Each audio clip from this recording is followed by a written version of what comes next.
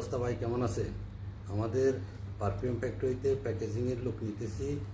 যারা আগ্রহী আছেন, যাদের কাজ নাই, তারা যোগাযোগ করেন। আর এটারে শুধু ওয়ার্কশপে যোগাযোগ করবেন সবাই। এখানে সিস্টেম হলো ঘন্টা 5.5 টাকা করে, 11 ঘন্টা ডিউটি, থাকা খাওয়া নিজের। আর ফ্যাক্টরি থেকে 2 টাইম নাস্তা দিব, সেটা ফ্রি। রুম এবং খাওয়াটা আমরা ব্যবস্থা করে দিব।